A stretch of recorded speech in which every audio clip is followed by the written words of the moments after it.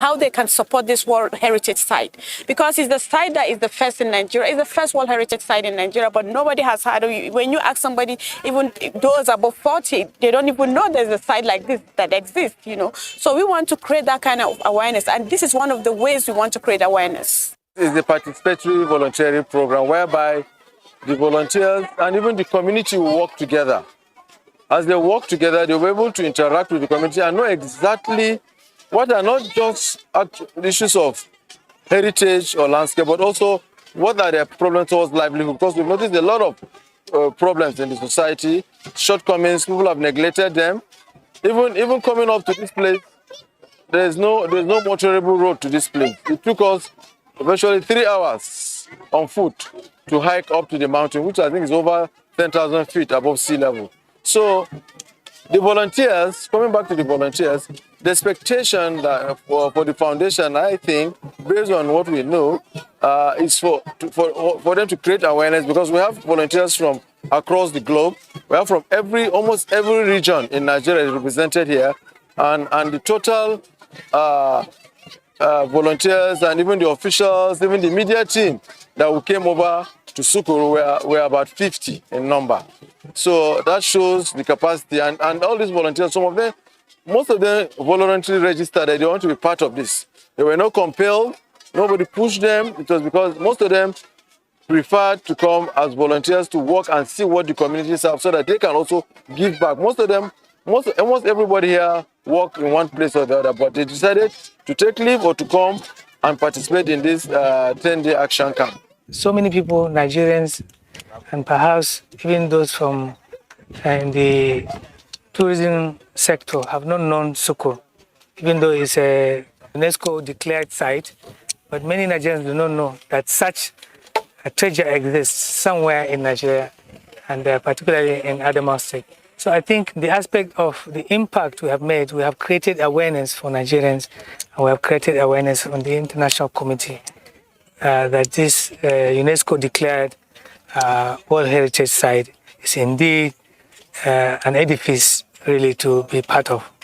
I am a researcher by trade. I write journal articles, and I'm planning to do a community survey, talking with 3 groups, maybe the men, maybe the women, and then maybe the youth, and trying to find out on a day-to-day basis, what their concerns are, what works well in Sukkur, what might need to help or be changed. And if we get some data like that from the community, then maybe when others come, maybe AUN comes back or other partners come back, then they can do what the people want. So we understand a little bit more about life here and how life can be better.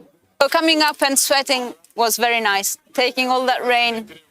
But luckily, I'm used to a mountain climate and it's cold in my house. So we got a lot of rain, but then it dried out, and this was very nice.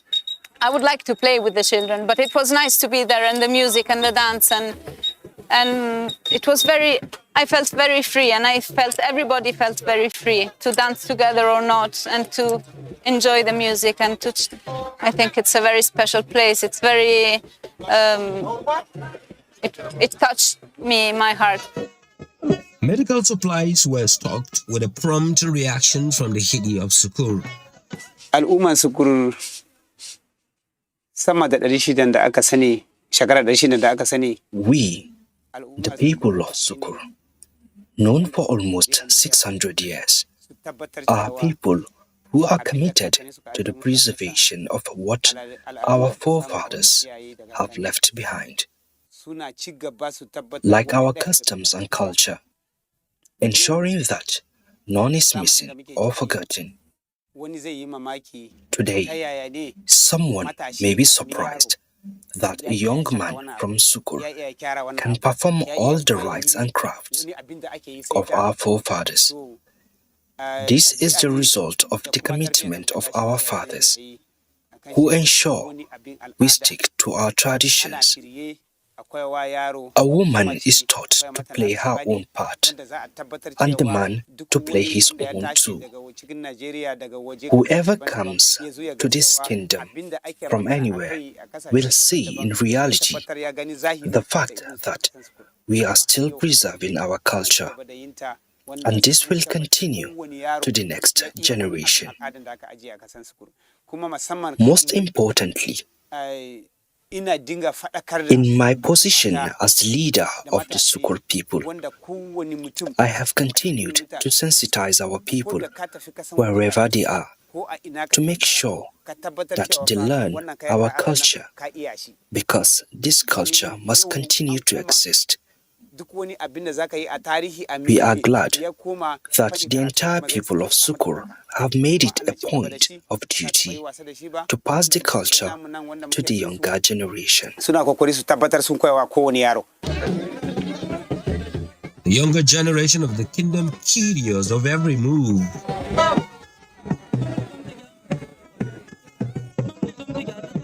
When the sun rises, it was time for the volunteers to start descending. That was equally tasking, but easier than the climbing.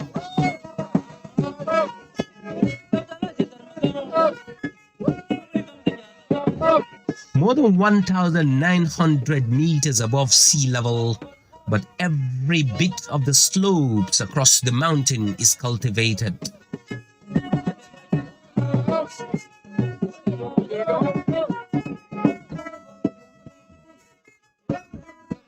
The people of Sukur have no place for an idle hand. One batch after another, we all descended the mountain. A tedious hiking up the mountain about 1,900 meters above sea level. Wonderful discoveries and a lot of memories to be kept for life.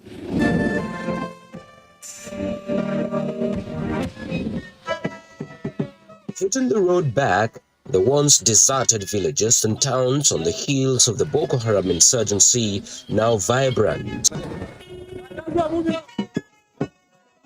Only the scars on buildings touched or destroyed by the insurgents keep the memories of that dark era.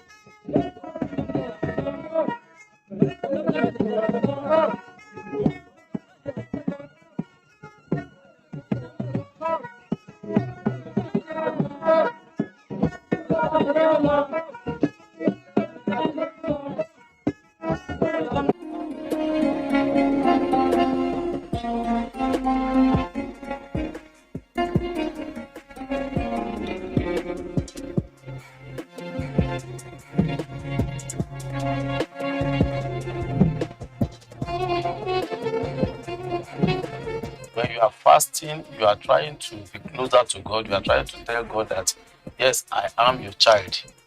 I was commanded to obey my mother and worship God and to establish prayers. They are a place that when you come with reverence. You should tell the believing women that they should lower their gaze and guard their modesty. Until when we meet next time, same station and same time, my name is still Imam Wadadiyemi.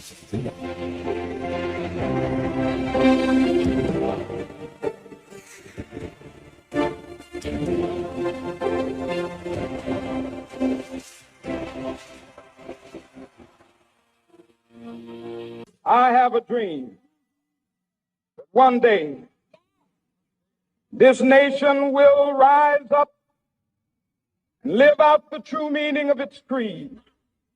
We hold these truths to be self-evident, that all men are created equal. I am not presenting a fashion show here, but I simply would like to say that we must accept to live the African way. It's been the only way to live in freedom and in dignity. Visionary, selflessness, love for our people and fatherland.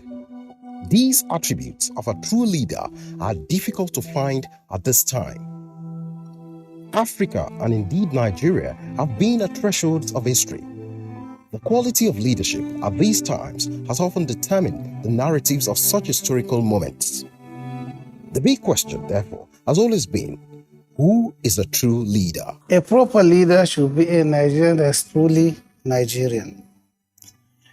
A Nigerian that will not only lead Nigeria, somebody who can also lead Africa.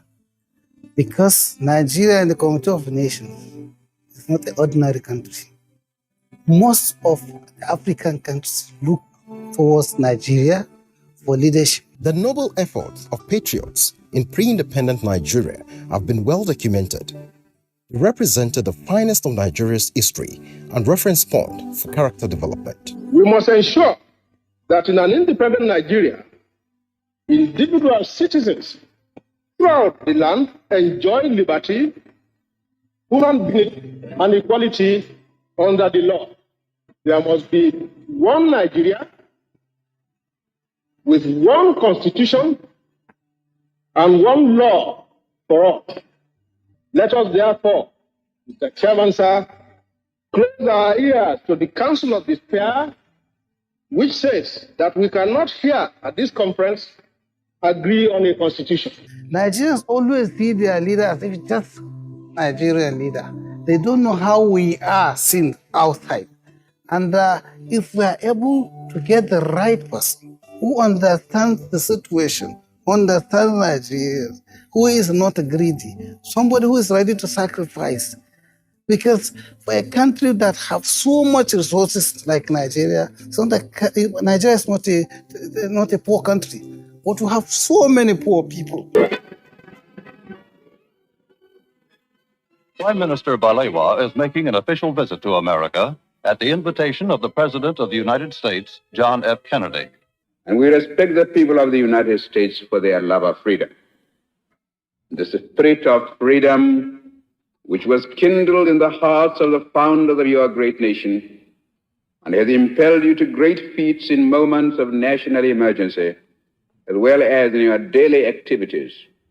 That same spirit has shown itself in Africa, and we are determined that the flame of freedom once alight shall not go out again in our continent. Nigeria's reputation around the world has largely been determined by the quality of its leadership and the character of its citizens. Leadership is about sacrifices, and leadership is about taking responsibilities. And we have a lot that we need a leader to take on. So we need that leader that will have that capacity to exhibit these qualities. For 25 years of my life, I fought for the freedom of Nigeria. Nigeria will attain independence on October 1, 1960. So it makes no difference to me whether the Sardauna or Balewa or Chief Awolowo or myself will become the first Prime Minister. So long as Nigeria is free, I'll be satisfied. The utmost love for country and its people, the understanding that country comes first before any other interest, are what stand a true leader out from the pack. A leader you can trust, a leader that will be able to provide all those dividends that Nigerians are looking forward to. In the words of Joseph Gilbert Holland, a time like these demands strong minds, great hearts, true faith, and ready hands. Men whom the lust of office does not kill. Men whom the spoils of office cannot buy.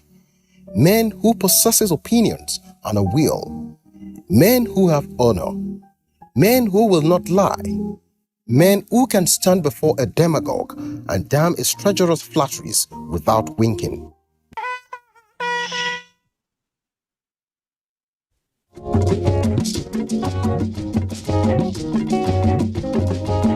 Hello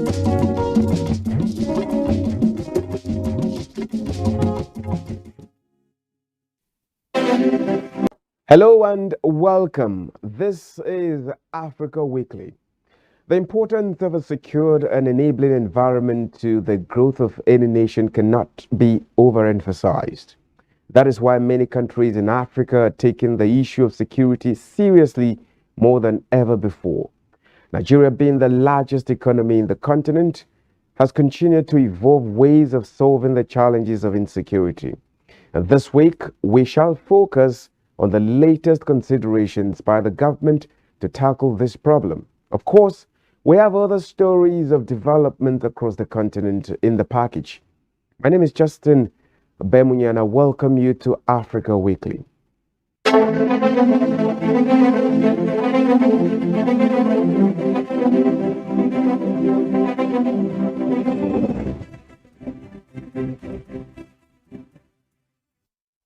The proposed ban on motorcycles in an attempt to find a lasting solution to the security challenge in Nigeria has been engaging the minds of stakeholders. How far can this measure go if implemented? The spate of security breaches witnessed in recent times across the country is worrisome, both to government and the governed. Apart from the proper regulatory measures for the public transportation and the activities of miners, there is need for the security forces to act fast on intelligence to secure the nation. At a point in time, mining activities were suspended in Zamfara, and the result was not good. In fact, that seems to have even increased the level of terrorism and banditry in Zamfara state. So I think instead of looking at it from this micro level, we should look at it from that higher level where we admit that transportation is a key component of our security sector. They are thinking that everybody riding motorcycle is an Okada. It's not like that. We have motorcycles using by I can say individuals, and we have the ones that our members are operating that we call commercial. They also advocated the use of drones and surveillance helicopters to monitor terrorist activities. You need drones, and then drones that can attack, drones that can inform people, and then you have a standby, a mobile hard-hitting standby force that we want to hit when this sort of things is. They also called for synergy among the tiers of government in the fight against insecurity.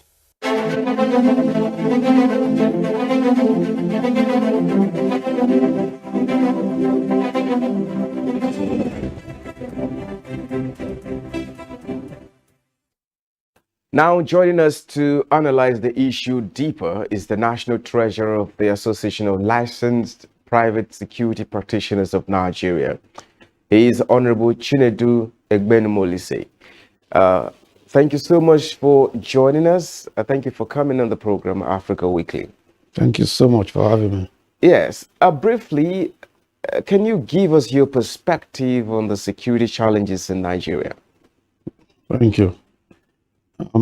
We are having currently very serious security challenges across the country of varying kinds, from those that are challenging us as a nation, and those that are challenging individuals and businesses.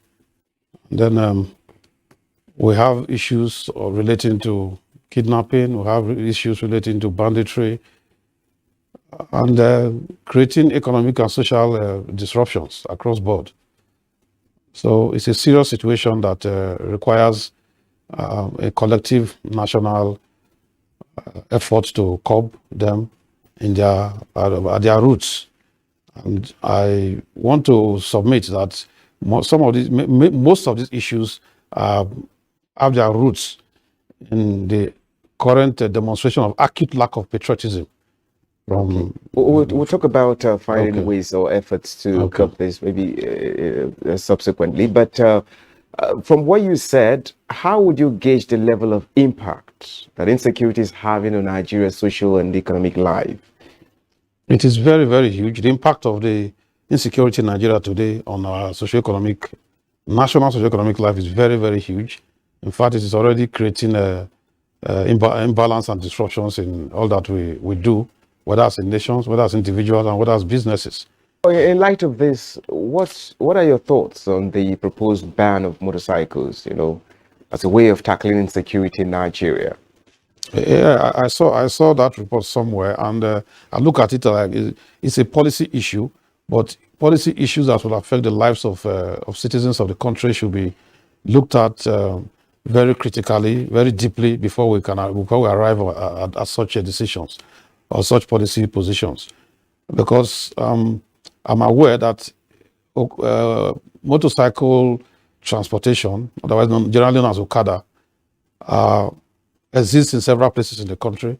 And while they pose a security challenge in several other places, there are many other places that they have been running smooth without security issues. So to put a blanket ban on all Okada riders across the country will not I will not see it as a well thought out decision. We should instead profile areas and localities where we have these challenges and then address them as such.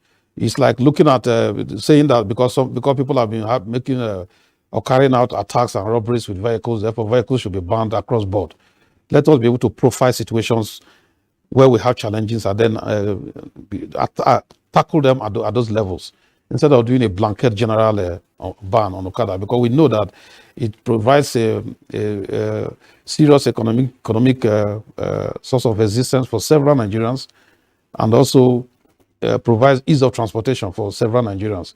So they should be the thoughts that should agitate our mind to be able to help us focus on how to isolate areas where we have issues and address them accordingly. You submitted that solving the challenge of insecurity in the country requires a collective effort from every sector or from every Nigerian. Now, what kind of contribution do you think that a private security sector can make in solving security challenges in the country? The private security industry today is a growing industry, and we currently have an umbrella association of licensed private security practitioners of Nigeria, that puts all the licensed practitioners in the industry together to try to galvanize our efforts and our contributions to national security. And what the role we can play, or we do play currently, is already well known. We have private security companies who provide security guards in businesses, at people's homes, at government institutions, and several locations across the country. So that already tells you that we have presence, because that physical presence is even key. So now we can be looking at the area of information gathering, that you have people in a place who will witness incidents firsthand, and then they're able to pass those information across through a defined channel. And then those information can now be processed to intelligence. Whether they are actionable or not will not be a different issue. But there are people in locations that will witness events, incidents firsthand, and then put information across, because there is no doubt, for those who are familiar with security management, the very first primary basic stuff is to be able to get information in a timely manner. And when you do that, you now put all the measures in place to follow up and see that the threats that those incidents could have posed will be addressed also promptly. I believe in the course of playing your role in contributing to national security, you have some hurdles, you have some challenges. Can you talk about the challenges the private security sector faces in the country? It's a very capital intensive industry. And then you will see the CBN and the banks have no specific tailored product to assist companies and operators in this industry. You have the farmers, you have the medical sector, and several other sectors of the economy getting specific financing programs that are designed to assist them grow and get relief from from cash shortages in the delivery of their services. So, but the banks, the CBN has not been able to identify that this is a need to give support to these companies. So, if these companies are doing well, they will grow, because we must understand that they are a high employer of labor in this economy. If you take away the federal government of Nigeria, I think the next, and maybe the next sector you can be looking at is the private security industry, with so many number of gas personnel in different sectors, from the gas services to escort to equipment installation and servicing and all whatnot. So we have a need for financing that should come from an organized policy from the government, to say that the CBN look at this sector and see what you can do to provide easy access to funding at a less than at a single digit interest rate. We're not talking about dashing the companies money now because they're business entities. We're talking about giving them access to loans that they can service easily. Okay. And then without having so much difficulty in accessing those loans. That way the companies will be enhanced. And when they are enhanced and they are strong enough, they will provide that real backup and create that fill up that gap between the government security agencies and the people. If we fill that gap, we know there will be no doubt that we will drive this insecurity away from our body policy. Okay. Finally, in your opinion, at what level do you think government should incorporate the private security sector into the security apparatus of the nation? Yes, very good. At the national association level, even at the states, we have been working to see that we push that the required recognition for the operators in the industry, for the private security companies, for the government to understand their role, the actual role of the private security company, and what impact they can make in the effort they are trying to put to address insecurity in Nigeria. One of such recognition came from the federal government, from the president himself, President Muhammadu Buhari, during the COVID-19 lockdown. The private security industry was one of those few service providers that was granted the pass. While the entire nation was on lockdown, the private security companies were granted the pass to be able to have free movement and service their locations, monitor their locations, and provide their service to their clients. These are the kind of recognitions that will boost the operations in the industry and bring about the required impact that will bring to bear on the polity, helping to address the insecurity that has now become a topical issue in the country on a daily basis. Well, Honorable Chinedu Egbenu Molise, I thank you so much for coming on the program, Africa Weekly. I thank you for sharing your thoughts with us on the security.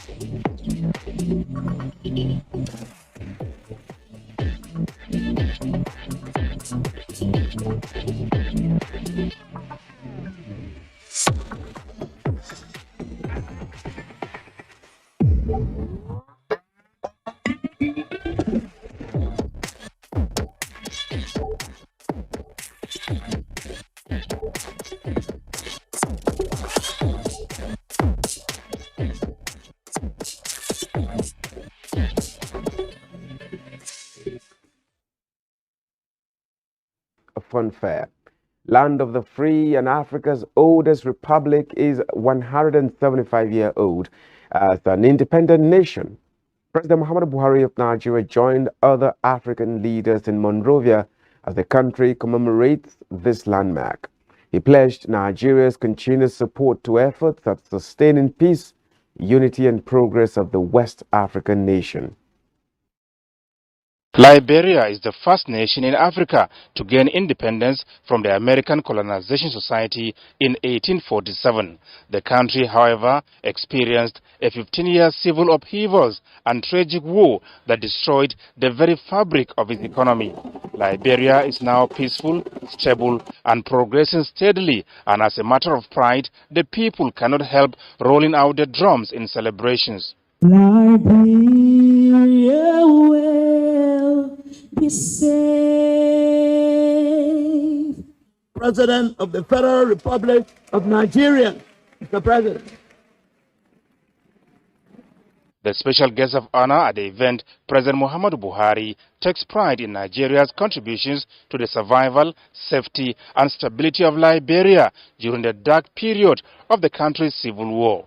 As we celebrate the 175th independence anniversary, as well as the 200 years of Liberia's nationhood, it is appropriate to underscore that so much concerted efforts are still needed for sustainable development and growth of Liberia. Permit me to assure you and all Liberians that Nigeria, as a good partner, would continue to support you in these efforts within the limit of our resources. The Nigerian leader used the opportunity to once again reaffirm the commitment of his administration to free, fair, transparent, and credible 2023 elections. He also made a strong case for Liberia and Sierra Leone, who also return to the polls next year, to also key into this resolve, describing it as indispensable to peace and stability in their countries and the sub-region. The deepening of democracy and good governance are essential antidotes to checkmate and constitutional change of government